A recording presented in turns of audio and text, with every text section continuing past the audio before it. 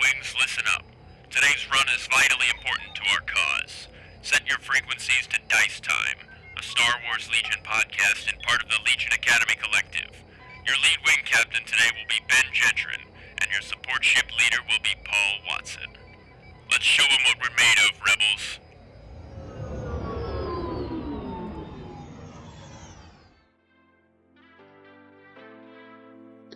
Hello, everybody. Welcome to Dice Time. I'm Ben Jetron. I'm Paul Watson. And we are coming to you live from beautiful Lothal. We have finally made our way out of Tatooine, and we are here on this beautiful, lush grass planet. I almost forgot what grass feels like, Paul. It's so nice. Look at this waving. I've had sand stuck in places where I don't want sand, and I'm glad to finally be rid of it. That's rough. That's coarse. Gets everywhere. Anyway, so here we are. We're on Lothal because we are actually checking out a neat little droid workshop that's opened up recently. And I believe if we are where this map says that it's actually right through here. Paul, would you like to go in first? Go ahead. There you go. Oh, I see how it is. You're gonna send me in first. Okay. Yeah, not because of any trust issue I have with the place or anything that I've heard. I just thought, to be nice, Yeah, it'll be fine. It'll be fine. Alrighty, here we are. Got a lot of droid parts around here, and let's see if anyone's at the counter. If we is there anybody here? Hello. Oh, hello. Hey there. What can I do for you? We heard that there was a new Droid Workshop that just opened up here on Lothal, and we just thought we'd pop in and see what you had. Oh, welcome. Business is booming, but we always accept new customers. Well, that's good. So this is my friend Kaleb. He is a up and budding Legion player who's just joined the community. And we thought we'd introduce him onto this cast as just as a quick little interview to do, since last month we were talking about building your community and getting new people in. I just thought, it'd be nice to get an actual, somebody who's actually going through this perspective, for the first time, and just get their take. So we're happy to have you on, Kaleb. Glad to be here. You caged me. You found a wild noob, and here I am. Caged him and put him in the Legion contraption. So obviously, I know that you love the CIS. You love the droids. What do you love about Star Wars? In general, I'll say as a broad thing before we talk about Legion. I know you love the droids, and the CIS is your big pull, I think. Yeah, I really like the idea of droids. I think the biggest pull for me. By the way, you asked why I like Star Wars. I think droids is a big part of that. Just because you're living in a universe where there's this race almost of, creatures that were manufactured. And it's kind of like the next, the next sentient thing. The evolution. It's the latest in evolution. I think that's really appealing. Well, and I was gonna say you're you're a tech guy in real life. You're an engineer. You do all the tech stuff. You love tinkering and stuff in real life. So I can obviously see Indeed. Droids. Yeah, so yeah. Droids is an obvious choice for you. Yeah, there's some bias there, and that I just think they're cool. I just think they're neat. Yeah, exactly. So yeah, I think they're neat. In the context of Legion. Why do I like the CIS? Because I don't gotta feel bad when they get table wiped. That's also true. That's one thing I gotta tell people with the CIS is it's you just gotta accept the fact that you're gonna be pulling models off the table every time a wound comes through. Yeah. Oh, there goes Lenny. Or was that Bob? There goes a droid. Just don't look at him, it's fine. But they're also the army where you get to no matter what point level you're at, you're bringing an entire horde of bodies to the table. So that's always fun. That's, what you expect, you want to do in Legion is you want to just bring an entire Legion onto the table. And then, droids is definitely the one where it feels the most because you're bringing all the extra bodies per squads and everything. So obviously I brought you into the hobby because I was like, Kaleb, I do this thing. you like Star Wars. You should do this. Yeah, you should do this thing. But what has been like, and you've played like some other like video game war games and stuff as well before, like you like tactical war games and stuff like that. So what's your experience bringing in like your first like real tabletop war game? Like how's that compare to like the other war games and stuff you've played in the past, or other Star Wars games even? You know, it's kind of a really new experience for me. Even just the technical details, it's kind of jarring. Just because, you know, I'm a genuine nerd. I do like other Star Wars video games. Yeah. I'm interested in various kinds of tabletop games. But this is my first tabletop war game. And so there's a lot of like, okay, I actually have to get my eye down there and find line of sight. And I think that's just really appealing because, you know, there's a lot of things that in other media they can simulate, kind of. Mm-hmm. Say, oh, this unit can see this unit. But all the math that happens, like in a digital space, that's all programmed in there. Well, there's just infinite variables on the tabletop. Yeah, I was going to the say map's it's never going to be the level same. now. Yeah, right. And it's so, like, yeah. I was going to say now there's like the human element. It's you now. You know, you're doing some of those calculations yourself now. Yeah, exactly. And so it's just never the same. You know, there's never going to be the same scenario. And I think that's hard to get in other mediums. Yeah, I was going to say it's nice to get it's kind of like infinite replayability in a sense because you've got things that will like quite literally almost never happen again. Like this map will never be the same layout, or we're playing a completely different objective, so I'm not even on that side of the board anymore. So it's so you've got, or I could choose to move over here instead of over here. Yeah, there's a lot of variability and replayability in that, and and it makes for fun scenarios that almost don't always happen, or that wouldn't normally happen. One thing that wasn't immediately clear to me is that if you're playing a war game or any kind of game in the digital space, so a video game, right? Mm-hmm. A lot of the content that gets added is locked behind a certain skill level. Like people can add mods, and sure, you can go through and customize some things, but fundamentally on the tabletop, everything's player created. Everything. Everyone's designing their own army, the composition, the paint, even the nature of the map. A lot of that, I know you are really into like making terrain and finding terrain and putting it together. And so much of that, I would say pretty much everything except the rule set is player content. And I think that's just fascinating. That in a lot of other games, there's this barrier of, you got to know how to mod, or you got to know how to design rule sets. You know, you have to have a high skill level to get into it. And granted, there are some really skilled painters, and I know you're one of them, that can really take it to the next level. But it's not just that you can do this. And in Legion, you have to do this. You have to assemble your minis. Even though they come pre-made, there's different, orientations you put them in. You're going to paint these guys. I know. Unless you just get someone else to do it. Well, yeah. unless you just make someone else do it. But that's still even somebody then doing you're requesting something, right? You're saying, I want this guy to look like this. You still have that input. Yeah, I was going to say that's one of my favorite things is like as far as hobbying goes. Like some people are just like, I would rather anyone else hobby my minis for me. I really don't care, just as long as they get assembled and painted, I don't care. And then there's people like me that have more fun hobbying sometimes than I do playing the game. And yeah, it's nice to be able to put your own, kind of like you were saying, put your own stamp on it. Like this is something I made. Like this is something like, this is me on the battlefield. Like this is my like personal stamp on this game. I like to do both the minis and then also making maps and stuff, because then and I've done it a couple times recently because we've had people borrowing my stuff, like my opponent borrowing my stuff because they're new into it. I can like put my army down and then like turn 2 or turn 3, we've already got our stuff moved around. I can just like stop playing for a second, take a step back and be like, I made that map. I made those minis. I made those minis. And I can just be like, this is my own little Star Wars diorama. And but it has practical use in a fun game. So yeah, I definitely like doing the hobby stuff. Yeah.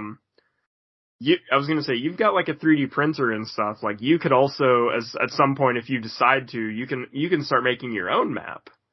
And yeah, I think that's a fun thing. Is yeah, like you were saying, like modding and stuff for digital games does kind of not allow you to make quite the same impact as you could on a tabletop game. And there's still a skill cap, but it's not it's not quite as high at all. I think I'd call it like a skill ceiling. Because anyone, you learn how to glue, which you taught me. You learn how to paint, which you're going to teach me. And then you can do that kind of to anything, even if they weren't meant to fit together, which is something that I think you really like to dive into. Oh yeah. Well, I just love to, that's just my own personality. I just have to stand out and be different from everybody else. You just showed me a cut in half droid. That's true. I did just model Yoda last night, and yeah, I had a B1. I'll eventually get some pictures up at some point when it's done, which won't take too long because Yoda's small. That will just be, he's Yoda like jumping through. I used a B1 and I assembled him, cut him in half like down the middle, and then split him in half open. So it's like Yoda's jumping through that, like he just got done chopping that droid in half. So you've been playing on mostly the actual tabletop. Yes. But you've had a couple games on TTS. What is your like pro-con view there? Like which one do you prefer and why? Well, for my very specific situation, playing in person is actually easier because I can just pick all the droids up and move them. On Tabletop Simulator, I gotta fiddle with the droids and, make sure their bases aren't overlapping. It takes so long. It's so monotonous. However, when I first got into it, you started me on Tabletop Simulator, and I gotta say it's very appealing. Mm-hmm. No upfront cost except for Tabletop Simulator, which get it because you can play every game on Earth on it. Yep. Not sponsored, right? Not sponsored. Not yet. So we're working out a water deal, and then we're working out Tabletop Simulator. I really like Tabletop Simulator because I think that's the ultimate way to get people into this and maybe even other hobbies. Because what are you going to say? You're already on Tabletop Simulator. Come play with me. What's the downside? Right. I have it all there. And I think you told me that they even get the new stuff in there before it's out physically, which is just crazy. Usually, yeah. So, that's the benefit there. But, I don't think anything's going to beat actually playing in person. Yeah, I'm kind of in a similar boat. I'm just like, man, if I had the option to play, like, I don't mind playing either way, but I'm like, if I have the option of playing between tabletop and Tabletop Simulator, I'd rather play in real life. I feel like, Paul, you're the same way, right? Yeah, absolutely. There's a lot of cool things about Tabletop Simulator, like you guys have already talked about. But to me, man, nothing beats being able to pick up a handful of dice and hearing that before you throw them on the table, Like, yep. I just miss that so much on TTS. I'm fine with all the rest of it pretty much, other than the like little wonky like moving your guys and like getting them into position. But the dice is the thing that I miss the most on TTS for sure. Just takes away from something. I will say my big pro on TTS is like usually you can get like a tournament level table just up in the click of a button.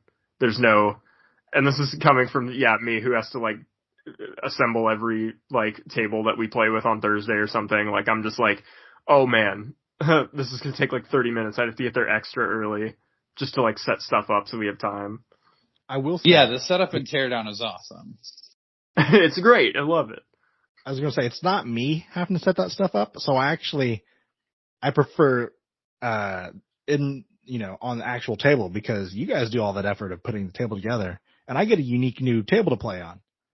That's true. Whereas with Tabletop Simulator, I've kind of seen them now. Yeah, I was gonna say once you see the tables, you got to wait till they rotate them out and give new ones in. You can make custom tables on Tabletop Simulator, but it's a lot more involved it's a lot more fiddly and involved than having to do it in person, where you could just pick the thing up and move it over there and you're like, okay, done. Where it's like, okay, I gotta unlock this. I gotta see if I can get this to mesh with this. Yeah, and it's just like, fiddling around with stuff on Tabletop Simulator is a lot more difficult. But like I said, I love the cleanup and the teardown of that. My thing with Paul, like Paul was saying, the dice thing, like that's the thing he misses from real games. Mine is not having like models that I painted. I'm just right. I'm moving my models around and I like colored them and whatever, and I'm like, that's as close as I get. But I'm like, during the game, my opponent's not going to be like, whoa, can I look Check at that? out. Can I look at that Wookiee that you painted there? Like, that's never going to happen in Tabletop Simulator. And I'm like, but that's part of why I love painting. So, Right, that's half the so hobby everyone for can you. see it. Yeah, right. So I can play with the thing that I painted. So I can be like, yay, that's mine. So you haven't gotten to the painting steps yet, but No.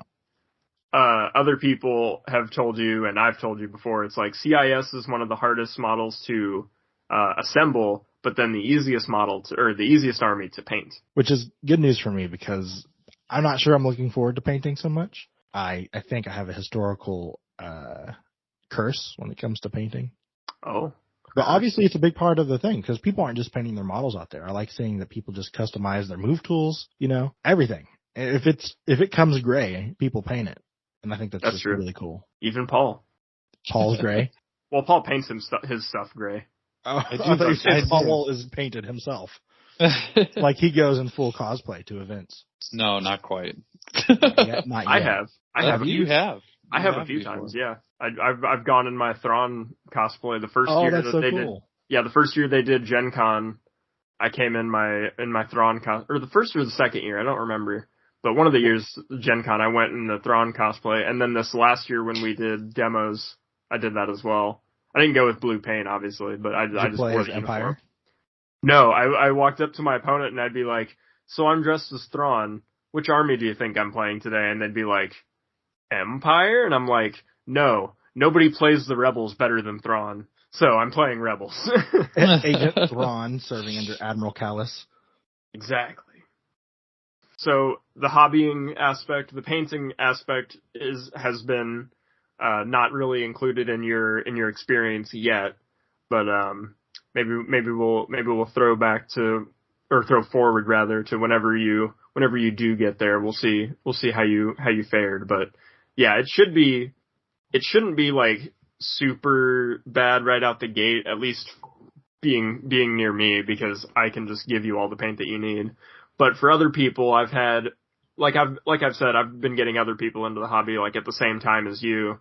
And one of the guys, Anthony, has been like telling me like, oh man, I have to go out and I have to get this paint and this, but like getting into painting on your own is quite the, the hobby is expensive. You'll always hear that. It's like you always have to put more money down for something, new models, something else.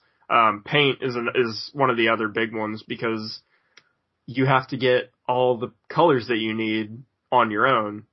If you don't have somebody to like borrow them from or anything like that, you have to get all those on your own. You have to get primer, you have to get paint, you have to get brushes, and it can be in any other or glue, any other materials that you need to like put the models together and paint them. Like you're basically on your own with all of those, and it can pile up especially if you have an army where you're like, oh man, I need all these colors.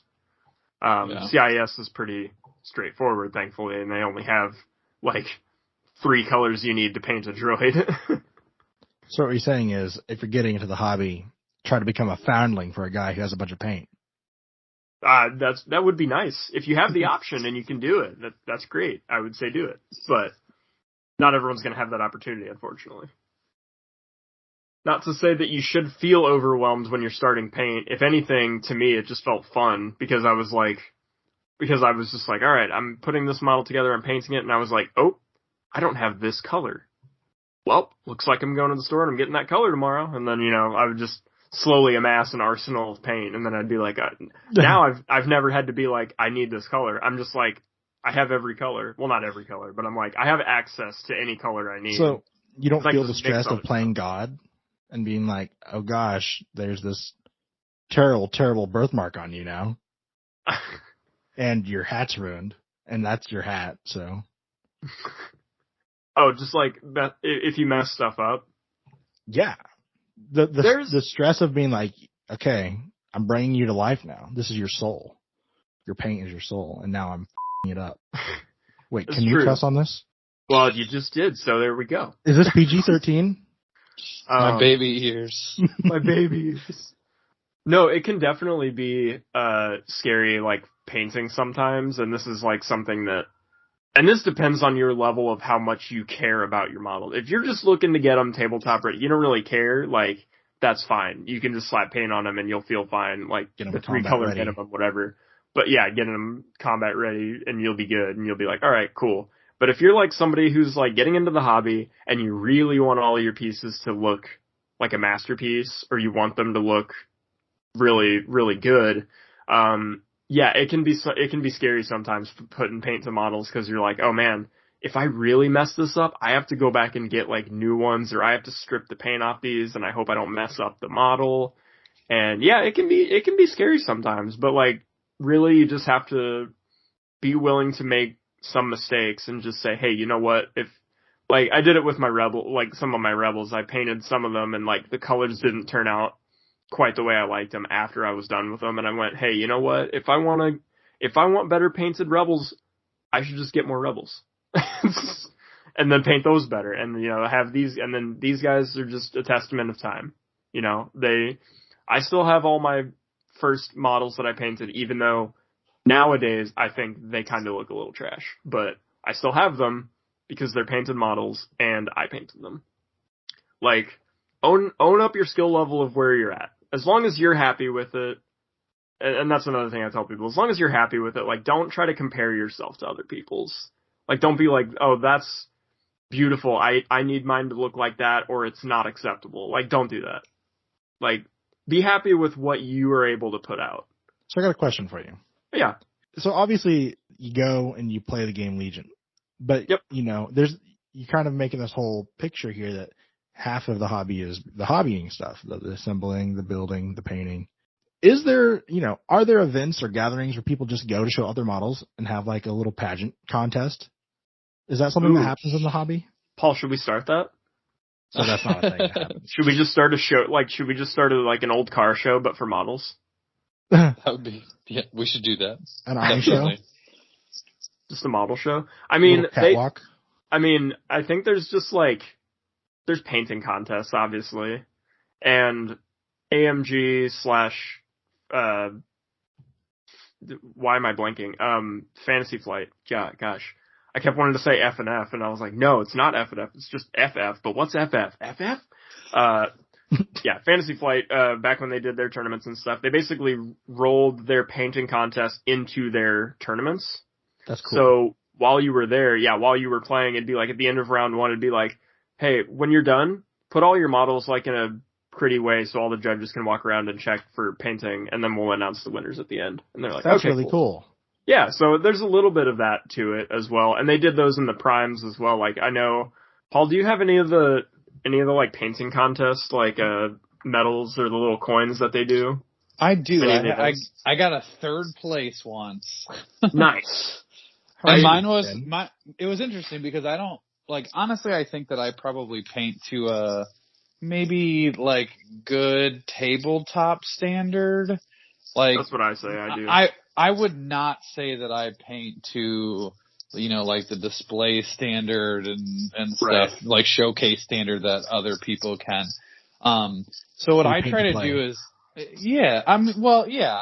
enjoy doing the hobby side. And so what I try to do, knowing that I'm not as good of a painter as other people that I've run into, is I try to do something either like unique with the theme, like the painting scheme that I'm using, or the theme on tying things in together that is going to be a little different and make people like look at it and do what, you know, Ben was talking about, where when you're sitting down at the table to play, they're like, oh man, let me see that Wookiee. Like, that Wookiee looks awesome.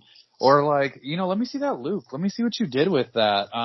One of the things I did with my Luke that I was just playing around with, and I'm sure other people have done it better, but I took little like pins essentially that you can just get like at, you know, Walmart or whatever in the like sewing area, really, really thin ones. and I put them on the base in a way, and glued some like rocks to the top of them to where it looks like my Luke Skywalker is like lifting rocks around him with the Force.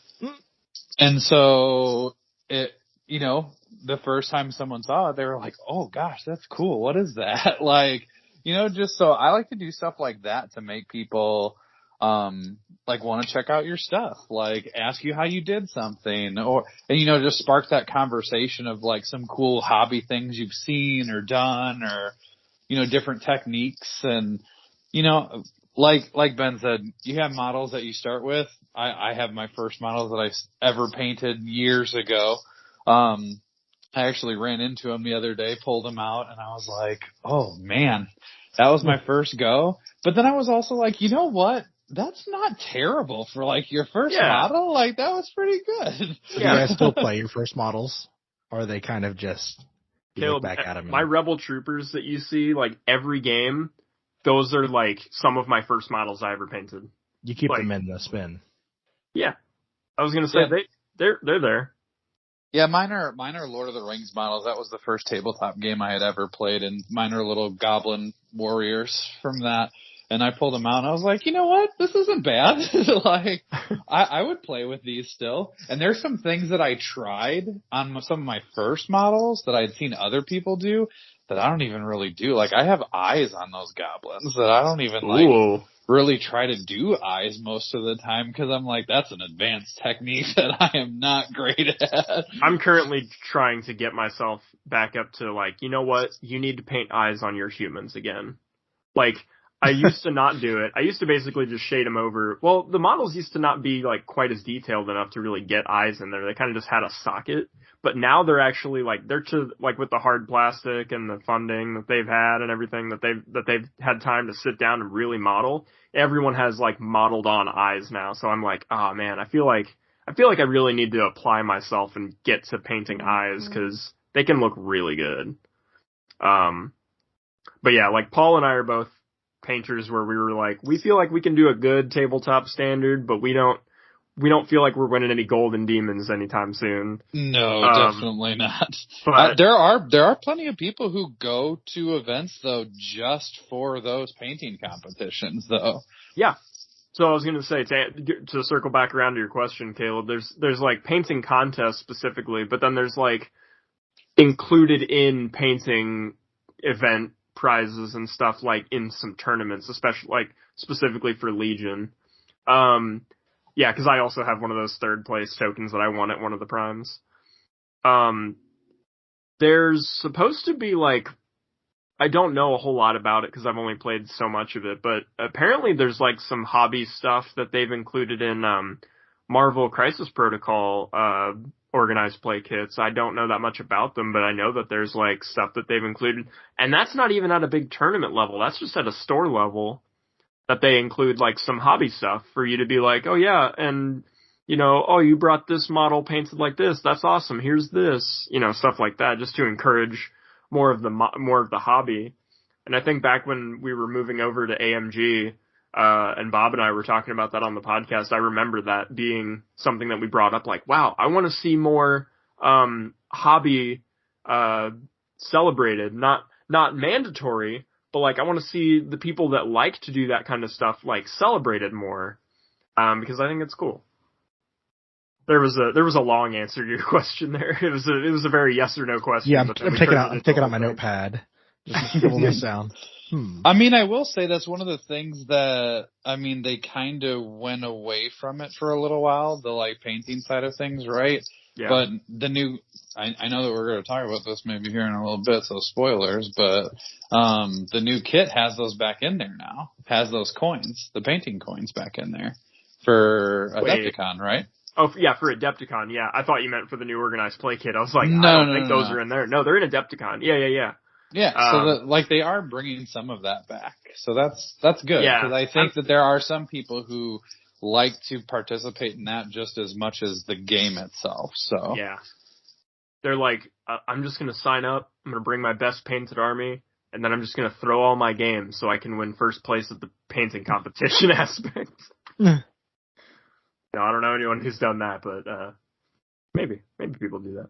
But imagine walking in as a person who's there to win, and you just go through all these, you just start wiping tables left and right. You'd feel so good. Exactly. Then you're just like, wow, I can't believe it. That's kind of how I felt at the event that I won. I was just like, oh my gosh. Everyone was there to paint. Everyone was there to paint. No, I walked up and I went, oh my gosh, I'm just wiping. No, I'm just kidding. I didn't do that. No, I was going to say that day was a lot different. Look at me go. I do that sometimes at the skirmish, like some of the skirmish days. I'm just like, wow, I'm just going. When do I stop? Anyway, the thing I was going to ask you, speaking of events and stuff, was that you've actually done your first like formal kind of event. Like we have a Thursday night Legion where you just show up and, whoever shows up plays and, you play one game and then that's all we have time for and then we go home. But, you went with us last month to the actual like Muncie event where you play like 2 or 3 games, like depending on what game mode we're doing that day. So you've actually like had a little look into what like an event is actually like a bigger event. Yeah. You've seen the in-between now. You've seen like the formal monthly event that's now the in-between of a weekly gathering and a bigger tournament. So how was that? Like, what did you think of that? What a day. What a day. What a gauntlet. Yeah. So, that was like, if I want to say a real game is a game I played with somebody other than you, just because a lot of the games that we play together is just, it's a lot of me asking questions, and really probing and not really getting on with the game. So I'd say that was like my first 3 real games, kinda. And it was 3 losses, 3 incomplete games because I'm taking my slow time, and undoing a lot of things and forgetting to do my aggressive tactics and roll off my suppression and a lot of rookie stuff. But it was fun. It was fun. It was really fun to meet all these players and to see how they play and to actually, feel immersed in kind of the Legion community. And it was just a new experience for me. But a lot of learning, definitely some headache. But overall, very fun, very enjoyable. And, a lot of the lessons that you were teaching me along the way, they started to click there. It wasn't until there I was like, what's he mean people are going to try to do this thing on me? I'm like, oh, these people are doing this thing on me. That's what it feels like. Yeah. Yeah, I was going to say, I actually referenced you in the last episode, Kaleb, talking about like, we were talking about like teaching people how to play Legion and like what, like new players, how to bring them in and like how to play style with them. And I was just like, you might once in a while get like a rare person who just wants to learn like Kaleb does, where he just is like, go ahead and just like punch me right in my face. Just like, go ahead right here. And then it's just like, all right, well, I'm going to do this thing on you. And then boom, I did it to you and you lost, or like, oh, you just got decimated or something happened really bad there that I wouldn't normally do to somebody if I just wanted them to have fun, because that's not fun. And then he's like, all right, well, now I know what it looks like. And now I'm ready for it. Now I know if you put your fist like that again, I'm going to dodge it. Like I know what it looks like now in a real situation. And I do that not to learn quicker. I think it's more driven by I'm all about that mental kind of combat that I'm doing with the opponent. Yeah. And that I actually enjoy genuinely losing more than I do getting a pity win or a learner's win. Mm-hmm. I just feel like it's that actual really, that real struggle that I think is then positive for me, no matter what I'm playing. Just I'd rather get my ass kicked, but have it be authentic and be like, okay, when I thought we were toe to toe for a second and I could see the light at the end of the tunnel, that's real light that I saw. Yeah. Maybe I can't reach that yet, but having the authentic battle, and you're basically doing this. I don't want to say the struggle and the learning on your own, but you are having you're doing your own learning internally when you're playing against like real people, as opposed to having somebody like handhold you a little bit and be like, oh, you know, you're going to do this, or here's this, and I'm going to set this situation up for you.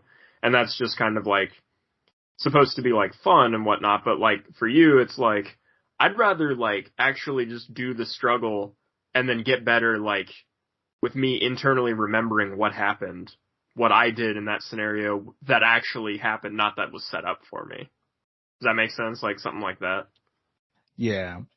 Well, I guess there's also the aspect of if I'm always fighting somebody who's playing their baby hands, then when I get my first victory, I'm like, yeah, I can beat baby hands. And they're like, okay, intermediate hands. And I'm like, I don't know what I'm doing. I don't know what I'm doing. Yeah. I was going to say, that's the part where I've talked about people learn faster, because then it's like, this is what real hands looks like. This isn't baby hands. This is what real hands looks like. So when you're ready for this, then you're ready for the real thing. Right. I actually, when you were doing, so the last event we went to, you were telling me all about your sneaky Han tactics and all of his Han cards and how they're real backstabby, and disrupty. Kind of put salt in the wound and get under people's skin. And I was like, ooh, this sounds real dirty. How could you do this to somebody?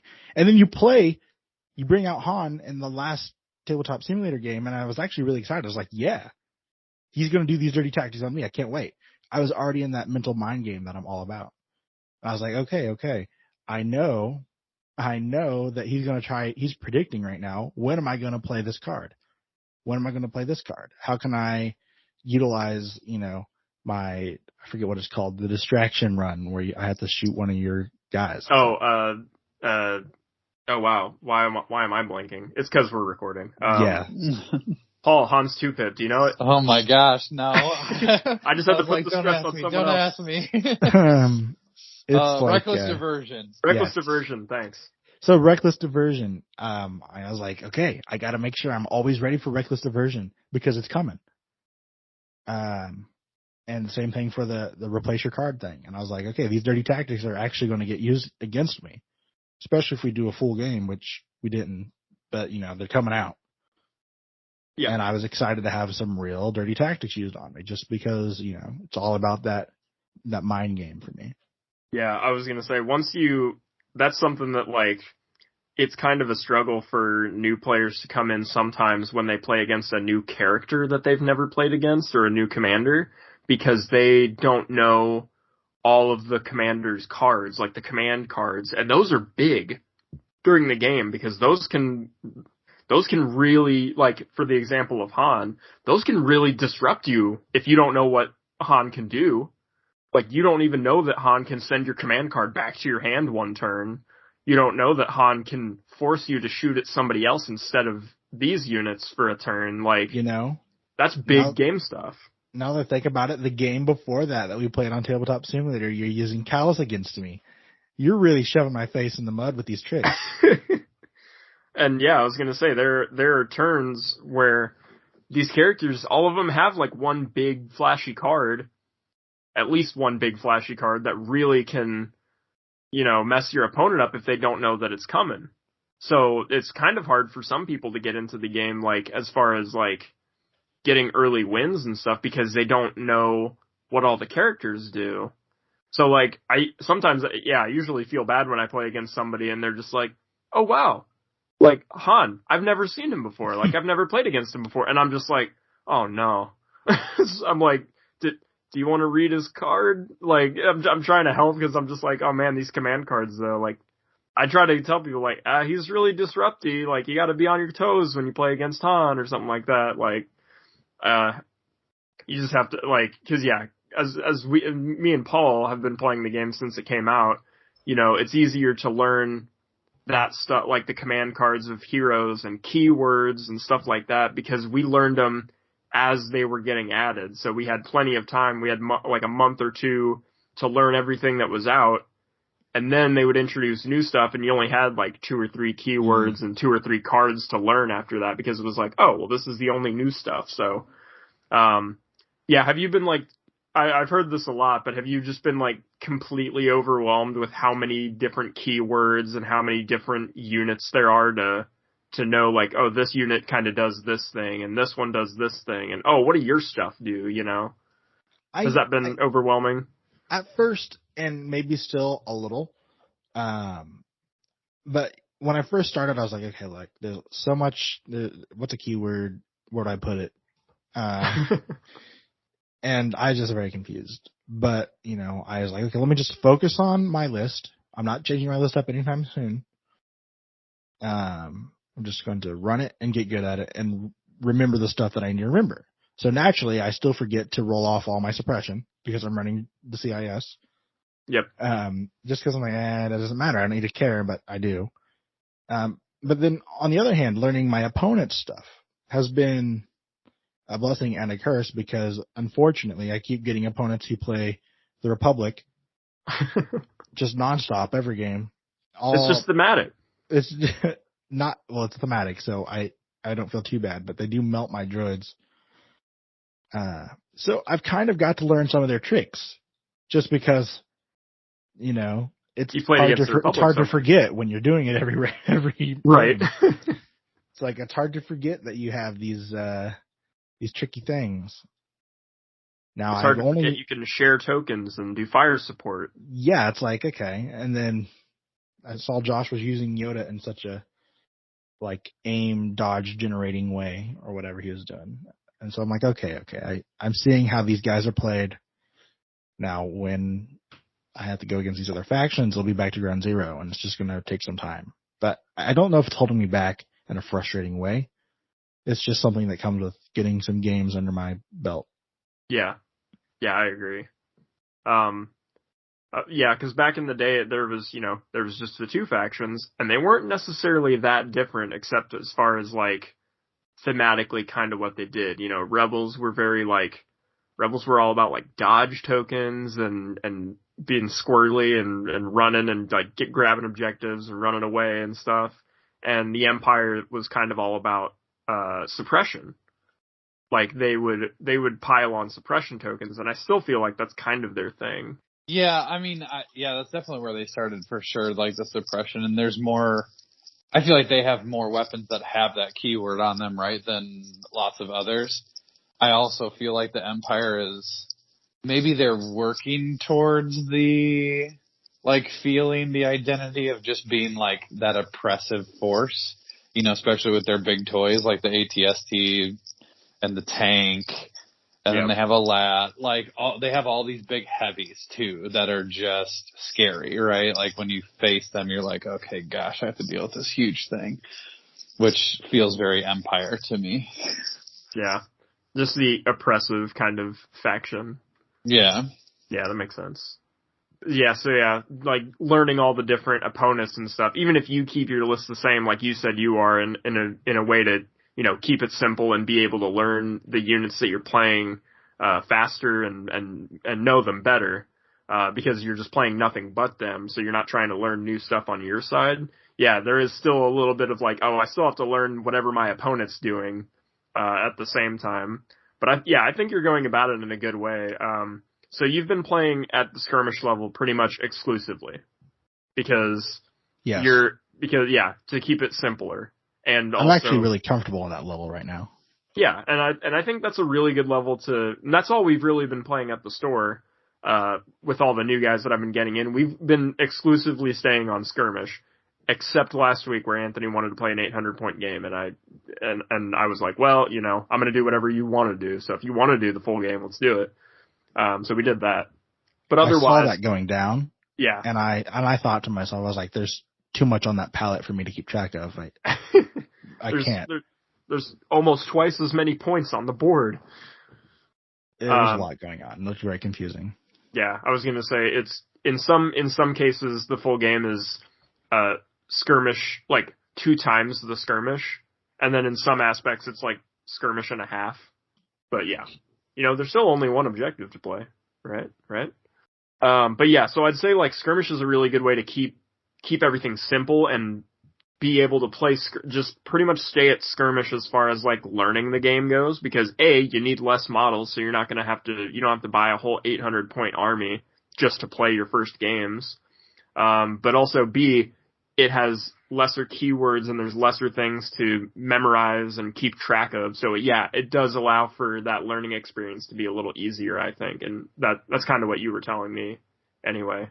But you've been doing exclusively skirmish. Do you want to share, not word for word, but do you want to share like what your list has been that you've been playing, like that you've been learning the game with and that you've grown accustomed to? Yeah, not word for word. The best way to put it is the way you've been putting it is droid spam. In Just fact, as many bodies as possible. Yeah, just as many physical models and activations as I can possibly fit on the field. And I enjoy that. I think that really affords me the opportunity to focus on the core aspects of the game. Mm-hmm. So just running a generic commander and getting a bunch of extra droids in there, it really allows me to focus on, how to win with these units. And if I can win with these basic meltable droids, then what can I do if I have somebody out there who's got a bunch of tricks up their sleeve and who can really sink some damage before they get wiped off the table? Your Yeah, like one day you're going to upgrade from the T series to the super tactical droid, and he has his own command cards. So then then you'll have a character more or less, because he'll have his own command cards that allow him to do some tricks and stuff. So I was going to say, for anyone who wants to know what this list is, first off, I want to let you know, you could probably throw like one or two things in here if you had to, but this list does come out to only 482, which you don't need a bid in skirmish necessarily, unless there's a reason to bid in skirmish, which I don't really know. Not anymore. Now that like red player chooses table edge and stuff, it's like in skirmish, it's kind of like, yeah, you really don't need to bid. There's no real drive to bid, because it's until they add like more skirmish cards to build a battle deck. Then you have a reason to take a blue player. But it's a T-Series tactical droid, because that is, I want to guess that that's your favorite model in the game, Caleb? That's right? Actually the reason why I selected him. There was no tactical reason, and maybe I've associated one to it now, but that's all pure after the fact. I just like Mr. Bellbottoms. Very cool. I like, I loved watching him in the Clone Wars, and I'm like, I want a regular old T-Series dork on the field. That's the energy I want to play with. I love that you can do that in Legion, is you can get what you like out of Star Wars and make that your list. That's something I've always really liked, is that you can take whatever Legion has to offer and be like, oh, well, I love Cad Bane. And you can make a list that's like completely centered around Cad Bane, or it's like, oh, I love the tanks. I love AATs. It's like, you can make that your list. You can make a list that makes that shine. And I think that's really awesome. So that was you with the T-Series. So we have the T-Series tactical droid with aggressive tactics and electro binoculars. Then there's 3 squads of battle droids, B1 battle droids that have the E5C and an extra body. There's 1 squad of battle droids that have the E60R rocket launcher, the extra body, and HQ uplink. And then there's 2 droidicas with link targeting array. So that's a 7 activation droid list. I don't know if I told you about that list, Paul, like what Caleb's been running. How would you feel just coming up to a T-Series, 4 squads of droids with armed to the teeth and 2 droidicas with link targeting array? It's gross. At 500 points, I mean, it's so many bodies to cut through. I mean, that's the thing with droids, is there's just so many of them. And I actually find it really interesting that that's kind of where you've settled, is at the, like, other than the T-Series, right? That's the beginning of droids. That's what everybody had to just play with when they came out, was just a bunch of B1s. Oh, yeah. And destroyers. Yeah. And and it's interesting, because that's what, I mean, if you go back to, Ben and I have been around since the beginning. That's essentially what we played with Empire/Rebels when they first came out. Is just, we had our Luke or Vader was our only commander, and then, there was Veers and Leia shortly there. And then just a bunch of the basic core troops and a couple of supports. And like, that's what we learned on. and then you slowly add things from there. So I found that interesting that that's what you described as where your starting point is too. Let me get the basic units down, and then as I go, then I can change up or add or whatever I want to do to play around with some other ideas, which I think is a good place to start for Legion, and that's probably a good place for a new player just to be, is just take your core units and take the core box. Yeah, I mean, like, take your basic units, some basic troopers, some basic support units, a basic commander, whether it could be a named one too, it could be a Leia or a Veers or even a Luke or Vader, or like you said, throw Cat in there, but just take some basic units. You have maybe one or two pieces that stand out as a little bit different, and then just get familiar with those. And then as you decide that you like certain things over others, you play with it, right? Like maybe you change the upgrades on your B1s, like to put some of those snipers in there instead of the basic, gun that they have. Or maybe you put some medics in there and see how you like that. And, so you just kind of like change it up, and that's kind of how people who've been playing since the beginning had to learn by force, right? Is because that was slowly introduced. Yeah, and then we just played around with it. How does this fit in where this spot was in my list? Or what do I do when I, have to add this unit in? But I do like the 500 point list. I think it's a good place to start, because like you said, there's just not quite as much on the table to keep track of. And so for a newer player, yeah, definitely being at 500 points. And then also too, in the grand scheme of things, Legion can be a long game, right? I mean, like 2.5 hour game on the table for 800 points.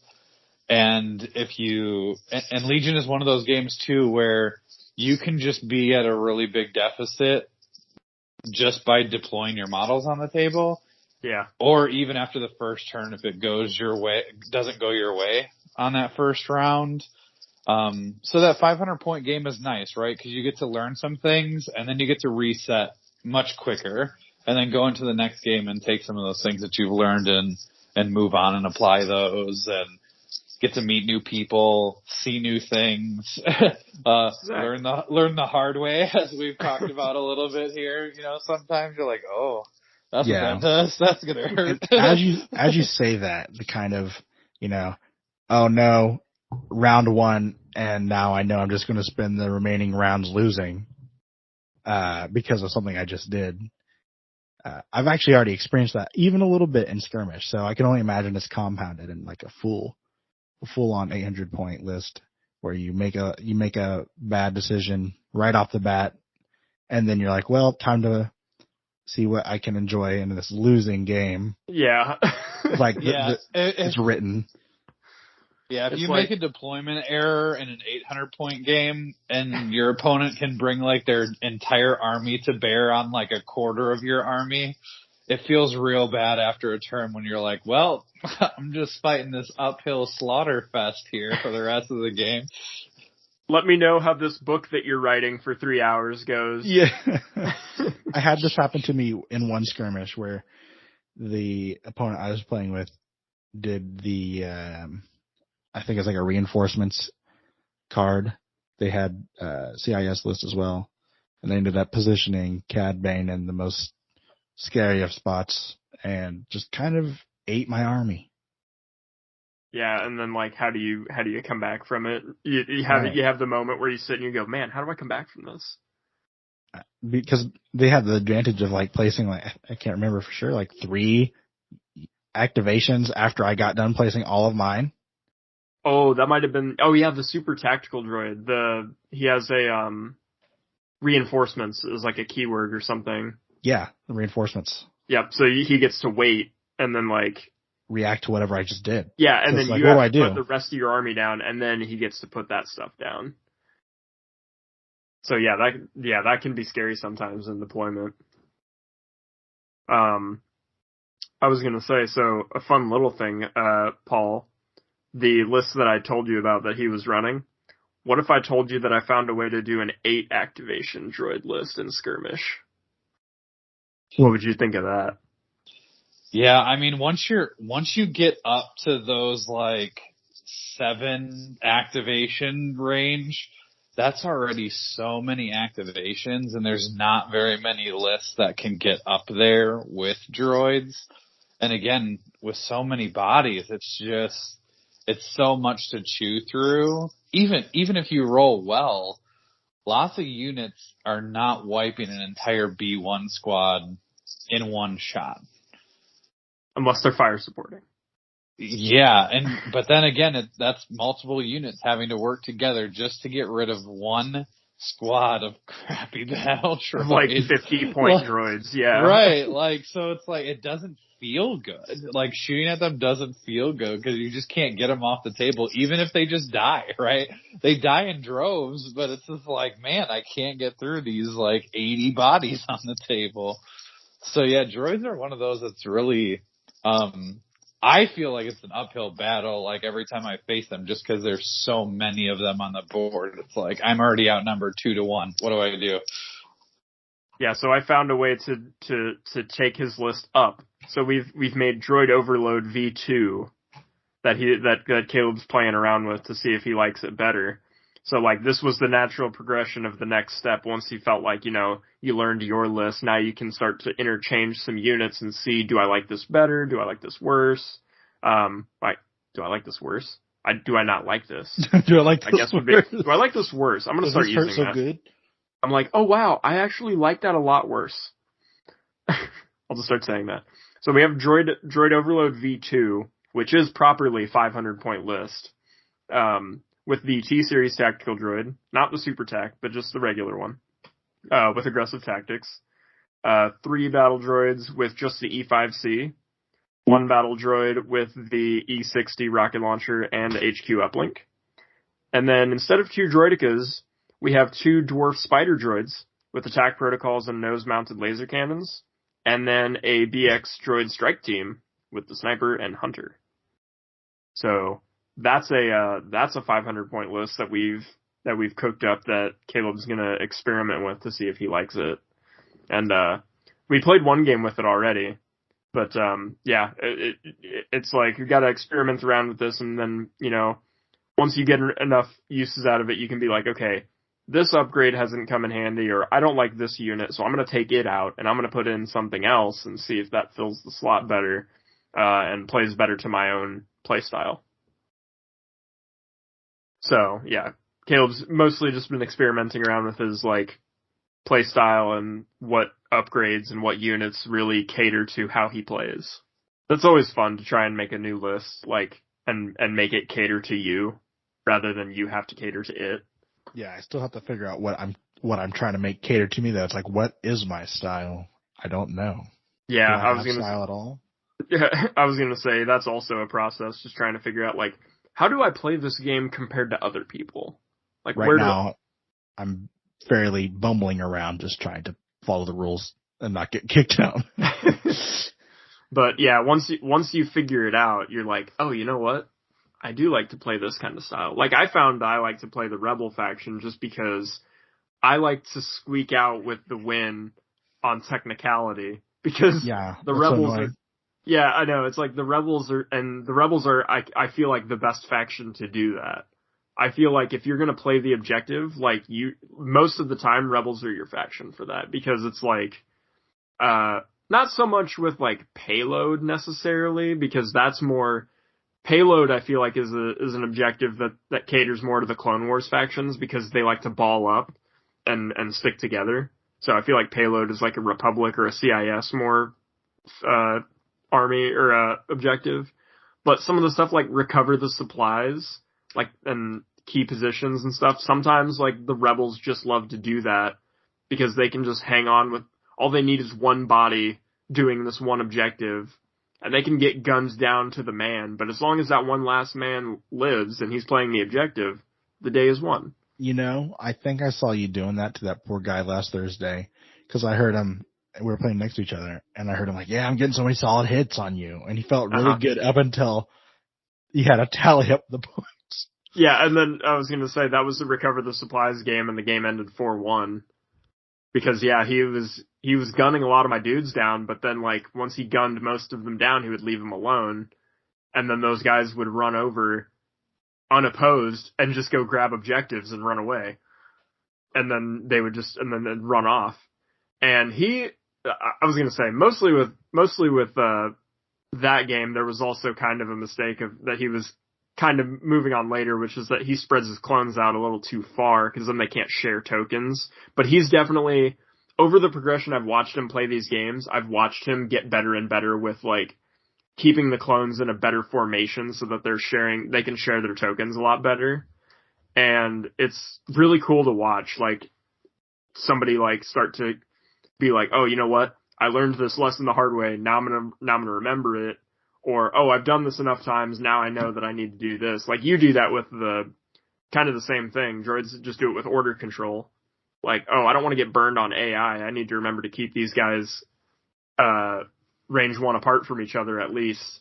Then I can daisy chain all those orders together.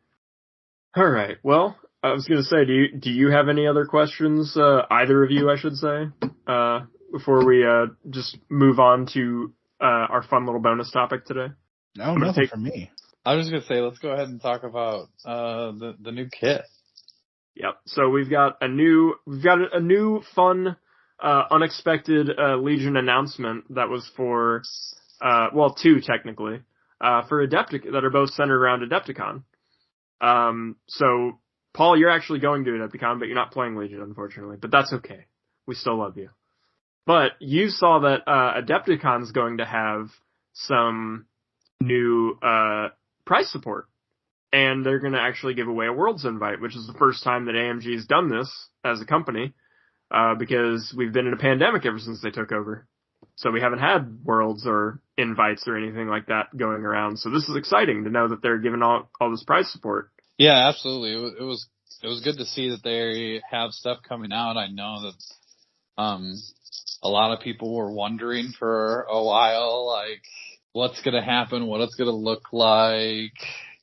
Is there going to be support? Is this just going to be run by the people who are at Adepticon? I mean, and I think lots of events have been this way for a little bit too. Not quite sure where because different states are in different places because of the pandemic and all of that. And so there's been a lot of things up in the air. So it's been cool recently to see them putting some support into things, and I'm really excited to finally see they talked about, since they kind of switched over, right, that they were going to be doing stuff with organized play, or that was the whole intention for a long time, and we haven't heard a whole lot. And so now all of a sudden recently we've seen a couple of things that they're doing, with the prize support like you talked about, and Worlds invite at Adepticon, and then also this new kit, this organized play kit that's coming out at Adepticon, or being announced at Adepticon.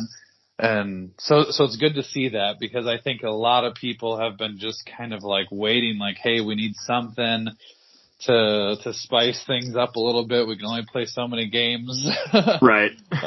Without something new to mess around with. And that kit coming with a new scenario, that's going to be awesome. Looks I'm really excited for it. Yeah, I'm really excited to see what they come out with and how it plays and all that. So, yeah. So the Adepticon prize support stuff that they've announced so far has been, I don't know if there's more, but they announced like a bunch of alt-art cards, and those are just going to be for signing up or maybe doing well enough you get more of them or something. But then there's also the Legion dice, that big like D8, the Star Wars Legion die. That's the number one, the trophy, basically, for first place. And then there's some coins that look very similar, if not completely identical, to the painting competition coins that Fantasy Flight used to give out. So and what I wanted to say, I'm bending it up right now.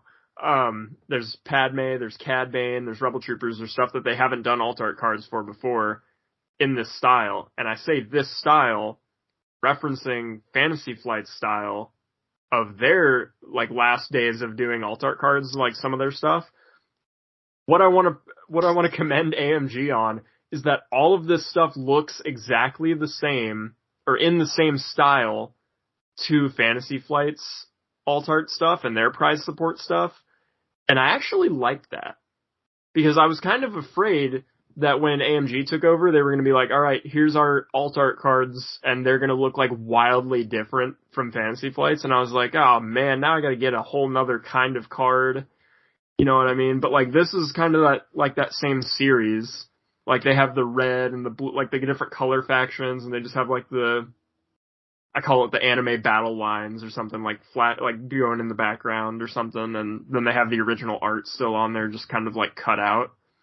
And I have the Leia, or not the Leia, I have the Jin and the Sabine ones, and I was always like, oh man, one day they'll come back and they'll do Leia, and then they moved companies, and I was like, oh no, I'm not gonna have a Leia to go with that. I'm like, oh no. And then these got announced, and then these all look like the exact same style. And maybe some people don't like the style, and that's too bad. Like, that isn't as good for them. But like, for me, I was like, oh, thank God. I can keep collecting like this kind of like series, essentially, what they're doing. And then the coins look the same, like for the painting contest. And I was like, this feels good. Yeah, I like that it's like you talked about. I like that it's not completely different. Like something just completely off the wall different from what was going on before. I mean, eventually, right, they could change it up sure. and have like a new series of stuff. But yeah, I like that it's similar. You're going to see, if you have a coin from last time, for painting, let's say, and you get a coin this time for painting, like it's not going to be like, are these from two different games? Like, what's going on here? Like, you're going to know, like, these are from Legion. And to me, it just feels like home. Like it feels familiar, like the events we used to have. Like this feels like the continuation of the events we used to have. There's a big D8 trophy, like that Fantasy Flight used to have. Like they're still doing that. Like, so it just, to me, I think it was a good move as well, because then it feels familiar. Like it feels like what we used to have that we haven't had for years, and it feels like coming home. Yeah, even though I'm not playing in it. And still doing the invites and things like that, and not like completely just, well, that was Fantasy Flight, we're not doing that, and we're just going to cut it all off. Yeah. All that kind of ties in, and I think that was a good move to not just alienate like where it came from and all of that. And yeah. No, it's good. I didn't play, or I'm not playing an Adepticon here coming up. Part of it was just didn't know what was going on. Right. Wasn't really sure what kind of events they were going to be. And, the other thing is, like, lots of times those events can be, very long or multiple days. And so if you want to do a lot of different stuff, if you're a person like me who plays a ton of different games now, I like to be able to have time to check other games out, or, play one game this day, play another game this day, and not knowing what tournaments look like. If you're playing in a 2-day, like, Legion tournament, or even a 1-day Legion tournament, man, those days can be long and really just knock it out of you and make That's it your so whole you day. don't. Well, yeah, and really it can bleed over into other days because you're so exhausted from, such a long day. Right. So bottom line, I want to pass out to everybody that's going to Adepticon is, have a great time, have a dice time, playing in the Legion tournament, and, all those alt art cards that you, don't want, I'll just go ahead and pay you for them. All right, moving on. The other thing that they announced, recently was the, organized play kit that is coming out. So that is called Unnatural Resources. So it is a new kit that retailers will be able to buy. This is not a Battlefield expansion or anything like that. This is not like a player bought thing. You don't buy this off the shelf at your store. This is kind of like the Skirmish League and some of the kits that they used to have back in the day. This is going to, the stores buy this for them.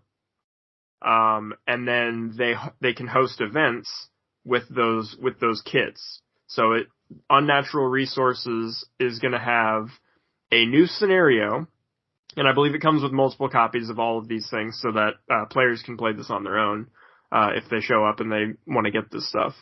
So its own scenario, which I believe is just called Unnatural Resources. It comes with like these gas vent tokens, a token for a roaming Dianaga, and then some alt art force push cards, which look really sick. I love the way that they look. And it's going to be a new game mode that you're going to be able to play at your store. So basically what will happen is you'll go to your store will get this.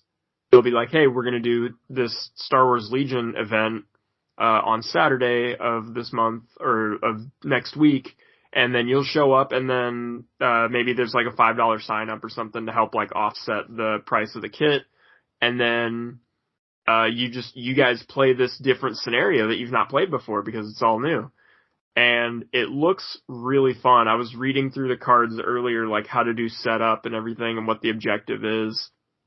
And it looks like advanced positions as the deployment. Then there's 7 gas vent tokens out on the table that are prearranged. And then one of the players gets to place the Dianaga down, and it moves like every turn depending on like what's going on and who's winning and what's going on with the objective.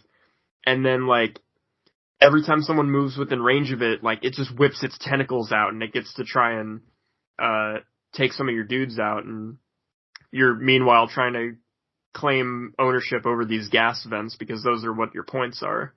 So that looks like a really fun thing.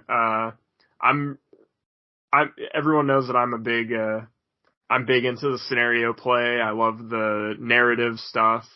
I love bringing the story to Star Wars Legion and doing stuff with that. So I'm not super competitive where it's like, I like to do the off the wall stuff. Like I like to do the fun new stuff to mix stuff up.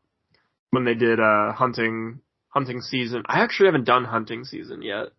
And then the unconventional warfare, those events, like all that kind of stuff is super fun. And I love to encourage people to go out and do that kind of stuff. I was just going to say, I'm really interested to see like what that scenario is like.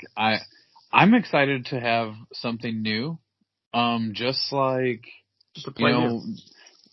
I remember the event that we had in Muncie that, did the unconventional warfare, and just like how much fun some of that stuff was to just play and have silly lists that you can't normally run. And it just gave, some new life, to the game. And we had such a good time with that at that event. And so I'm excited to see some more of that with a new scenario and things like that. And, organizing that within a play kit. So that way people, are getting that opportunity to play something a little bit different, and it doesn't always have to be this game that, whoever smashes you the hardest will always win, and it adds something different to it and just changes the way the game is played. I like all the stuff like that. The more variety we get, the better it's going to be for the different kinds of people that you have playing the game, just to change it up enough so people get a break from the same old grind that they do if they're practicing for something. I'm really excited. I'm really interested to see what some of the communities come up with like events and things like that. What about you, Caleb? Any thoughts on Unnatural Resources? I know the rest of the games to you still feels like there's still new stuff. You're like, I was gonna say more new stuff. Yeah, just that's more to learn. Geez, thanks. Well, but also, having a Dianaga going out there, potentially, doing some of the work for me, maybe not so bad. Yeah, I was going to say, sounds like it might help. But also, it's new to me, but everything's new to me. But finally, something's going to be new to me and my opponent. It kind of levels the playing field. That's true. That will be something to look forward to. Like, while something's new to you, it's still also going to be new for someone else. They also have not played this objective before, so everybody will be on kind of an even playing field. You'll all have armies that are about the same, and you'll just go at it, and that'll be fun. I'll say for you, Caleb, the unfortunate part of that is Unnatural Resources is played at the 800 point level. And there he goes. Just one more activation. There we go. I was going to say, I just heard his heart break. But yeah, that's going to be really fun. It is played at the 800 point level. There are keywords that are not allowed in this, like actual keywords that if you have a unit that has the keyword, they will not be able to use it. Wow. Yeah, like all the battle scenario cards, like the downed ATST, the escape pod, and the bunker, because that's all we have out right now. Those have similar rule sets. There are keywords that are not allowed to be used in those game modes. And the list of those keywords is bounty, infiltrate, and secret mission. Any units that have those keywords will not be able to use them during those games. So Boba Fett, Boss, Cad Bane will not be able to be claiming any bounties. Nobody's going to be allowed to infiltrate, so nobody's going to spawn like anywhere they want. And secret mission, nobody's going to be going to your deployment to get an extra victory point. And that's most of the reason that they do that, is they just want the custom objective to be the focus. They don't want you to be playing another adjacent game. Right. No mini game, as I like to call secret mission, is basically a mini game that I play while I play Legion. with R2. I'm just like, all right, I'm going to play this game with you, and then at the same time, I'm also going to see if R2-D2 can make a touchdown at the same time. I was going to say, if I'm just running through the card real quick, because I did show it off on the stream already. You do set up mostly the same, except for, obviously what the card will show you as far as where to set everything. The gas vents, and this is for anybody who just wants to have an idea of what this game is going to look like, just in your head. Gas vents, as you're going to be near them, trooper units that have a unit leader at range 1 of a gas vent objective improve their cover by 1. So you won't just be like sitting next to this token out in the open. As long as you're within range 1 of it, you'll have at least light cover, which is nice. The Dianaga cannot overlap a mini's base or an objective token, and vice versa. The roaming Dianaga token must be placed flat on the battlefield and cannot overlap or be placed on terrain. So, something to think about. If you can get to a gas vent and be at range 1 of that gas vent and then like be up on terrain, that might be something to do so you're not literally next to the Dianaga. Although, you just have to be at range 1 of that thing, I think, to attack, so maybe I'm wrong. Let's see. At the end of the command phase, the player who has the fewest victory tokens may place the roaming Dianaga token within range 2 of its current position. If both players have the same number of victory tokens, the player without priority may place the roaming Dianaga token instead. So, you don't want to be winning this game necessarily too fast. Because if you're constantly winning this game, your opponent's going to get to keep placing the Dianaga where they want. They get an extra unit. Yeah, I was going to say, it's kind of an extra unit for whoever's losing. After a non-repulsor vehicle performs a standard move, if it is at range 1 of the Dianaga token, the player that controls that unit places the roaming Dianaga token within range 2 of its current position. So if you are moving a vehicle, after a hang on, I gotta read this. So you can bait it in, kinda. Yeah, I was gonna say, I gotta read this again. As a non-repulsor unit performs a standard move, so just a unit, so anybody, as long as it's not a speeder bike. If it's at range 1 of the Dianaga token, the player that controls the unit places the Dianaga token within range 2 of its current position. Okay, so you basically move it around. Yeah, you're shifting it around as you're getting close to it. So it could do like a circle around you. After the roaming Dianaga token is placed on a non-repulsor, or a non-repulsor unit ends its activation at range 1 of the token, roll 3 red defense dice. Each non-repulsor unit at range 1 of the Dianaga token takes 1 suppression for each block that's rolled, and suffers 1 wound for each surge that's rolled. So that's all the rule set right there. So that's, if you really wanted to, you could go out and play it now. If you wanted to manufacture the tokens and stuff and read off those rules, you could go play it now. But yeah, so that's going to be really interesting. That Dianaga is going to be shifting around everywhere. It's going to be shifting around a lot, and then it's going to be doing and then it's going to be doing like handing out suppression and wounds and stuff. So, all right, Paul, if you had to workshop, what kind of list do you think you would want to bring to this? Not that we're pre-gaming the pre-game, but just as a fun exercise, what are you thinking to bring to the table with the Dianaga? Do you have like an idea of like what you'd want to bring, or like even what faction to bring?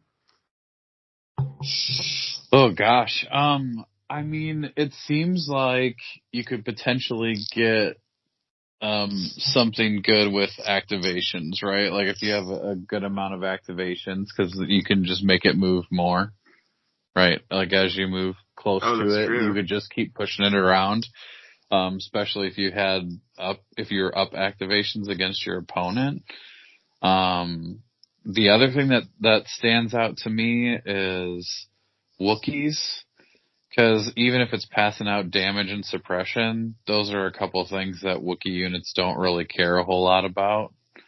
Just because they have that high health pool, and then they roll the red dice to get suppression off and stuff. Yeah. So, yeah, stuff like that is some of the first things that come to mind for me as maybe would be interesting to play around with in that scenario. So maybe Rebels or Republic, if you're thinking of bringing Wookiees, would be something. Multi-wound model. Everyone's got multi-wound models. You could bring super battle droids or like who am I thinking of for the Empire that have multiple wounds each? Do they not? Hang on. Revelation. Does Empire not have like a normal multi-wound like special forces unit or anything like that? Yeah, they have Royal Guards. Oh, Royal Guards are two. Yeah, okay, never mind. I was thinking like for some reason they were just one, and I was like, wait, huh? I feel like no, they just have two. Droids would be another decent one too, right? They don't care as much about suppression. If That's B1, if B1s take damage, they're like, yeah, whatever. Like I don't care, it's just a guy. There's 3 blocks on this thing and only 1 surge, so the Dianaga is going to do it. What it's mostly going to be doing is handing out suppression, like 1 to 3 suppression, almost guaranteed. So yeah, you definitely need stuff that can handle suppression for sure. Yeah, and Wookiees seem to be one of those for me that just stands out as being able to handle suppression really well, right? Because you get to roll red dice to get them off. So I like those. Again, droids are pretty good at that too, right? Because if they don't have a ton of suppression, then it doesn't really affect them. So yeah. So Kaleb might have the leg up there if he's going to bring his droids. So yeah. Actually, I got 2 legs up. Because I'm going to be losing, which means I get to control the guy. And also I want to have the droids. And I guess, all those activations, 3 legs up. There you go. So I actually might be a Dianaga with all these legs. Right, that's what I was going to say. I do like I like having games that have the catch up mechanic too, because that's one of the things that about this game that can be so great is I've had so many games come down to just 1 or 2 dice rolls on the last turn, last activations. Oh, if I just do this, then I win. Or, man, if I can just keep Han alive this turn, I win.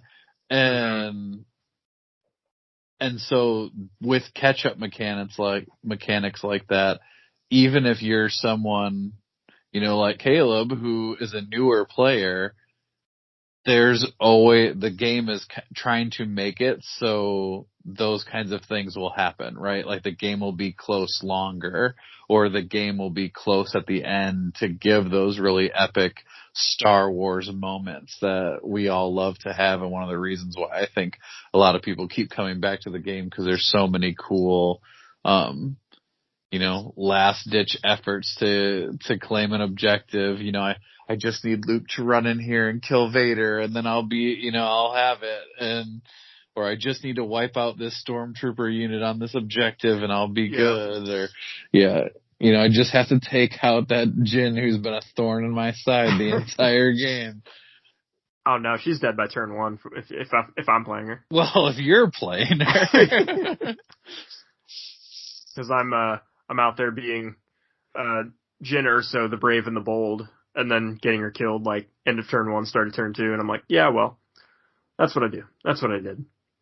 You're just playing her thematically, right? Right, yeah. It's not spoiler alert at this right. point, right? If you haven't seen it, that's your fault. But yeah, so I'm also wondering if there's going to be something to playing, and Paul's going to love this, bark speeders or like repulsor units. Repulsor spam. Yeah, if you just do repulsor spam, Paul, you can bring your triple bark list, and you can just. He's already built it. Yeah, you can. I'm just saying you can bring it, and you can, and then you can just not have to, and the Dianoga just won't affect those units whatsoever. Not only that, but they're like shepherd dogs. Wait, say what? They're like little shepherd dogs because they get to push the guy around, right? Is that how that works? No, they don't even push it. They're just playing completely adjacent to the Dianoga. They don't push it, and they don't get hit by it. Yeah, so it'll be interesting to see if something like that would be another way to go, and just having units that ignore, the mechanic, and kind of do whatever they want, and not have to worry so much about it. I don't know if it's too super in the spirit of it, but that might be a route you might want to go. You might just be like, ew, I don't want to look at this Dianoga. I don't want to touch it. I don't like it. Ew, gross. Get it away from me. And you just jump on a speeder bike, and then you're just completely avoiding it the whole time. Pod racing. So yeah, maybe there'd be something to that as well. Oh, and then I wonder, if that's gonna affect, like, if you had a transported unit cause it's at range 1, but it's not a repulsor vehicle. So then does it get hit? If I put Han Solo in the land speeder and the land speeder flies by the Dianoga, does the Dianoga hit Han but not the speeder? Is it more Han or is it more speeder? Right. At that point, I'm starting to wonder.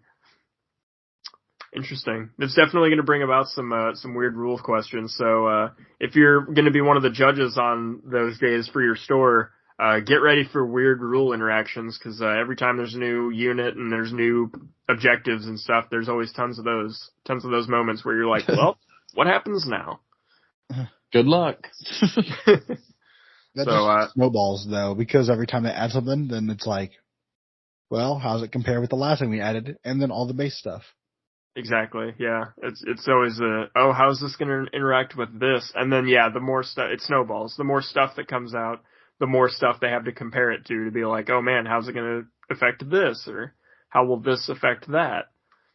And yeah, it's definitely a lot cooler when you have that ability to, oh, I don't know how to defeat this, or I don't know how to do this objective, but here, now I have 10 different units to try, 10 different types of units to try this objective or try this opponent and see what does the best. Probably not cool for Mr. Legion getting all those phone calls. Probably not, but getting all the forum posts, having to answer all those. But yeah, it's definitely a lot different than, like Paul said earlier, like back in my day when Legion first started and you only had 3 units in your army. Dude, yeah, Gen Con, like, looked way different back in that day. I actually, like, sometimes still think about that, where I'm just like, man, we will never have another event like that.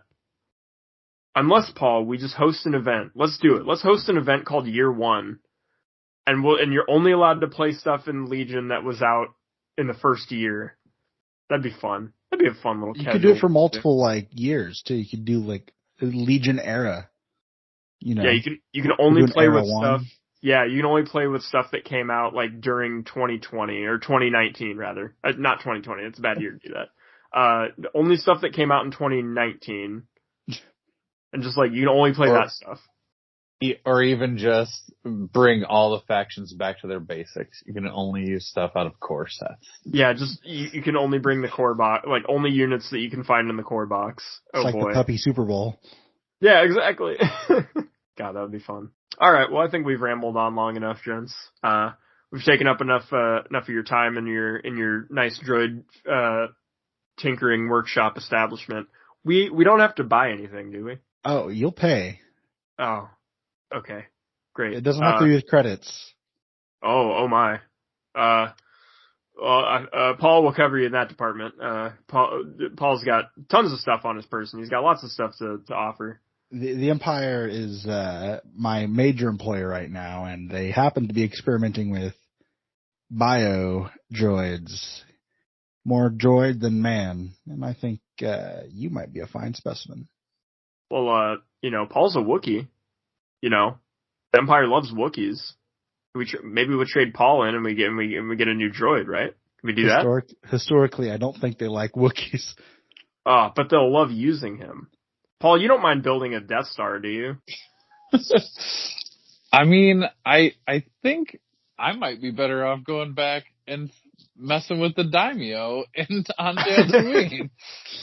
All right. Well, we'll have to decide from there, and I'll maybe just pick up some droid parts to decorate the ship with at the very least. So thanks everybody for listening in. Thanks everyone for joining us this month on Dice Time. We're going to be getting everything should be, by the time this episode comes out, should be up on the new YouTube channel. So we've migrated over from the Legion Academy channel, and everything from this upload, and actually several previous uploads, going forward should be on the Terrain Studio YouTube channel. So if you check out the Terrain Studio on YouTube, that's where Friday Night Fights is getting held now. That's where Dice Time's episodes and battle reports are going to be. So check us out there if you're a YouTube watcher. Otherwise, if you're listening to us on whatever platform you're listening to us on, we'll still be there. So no changes there. But I want to thank everybody for tuning in as well. I want to thank Paul, and I want to thank Kaleb as well. Thank you for coming on, Kaleb. We really appreciated having you on. Thank you. It was a pleasure. And we will have to see you once again in the future next month when we have, I don't know, something else crazy to talk about. Who knows? Everyone knows. We know. Hope everyone had a dice time, and I'm Ben Jetron. I'm Paul Watson. And go out and make today even better. Have a good night.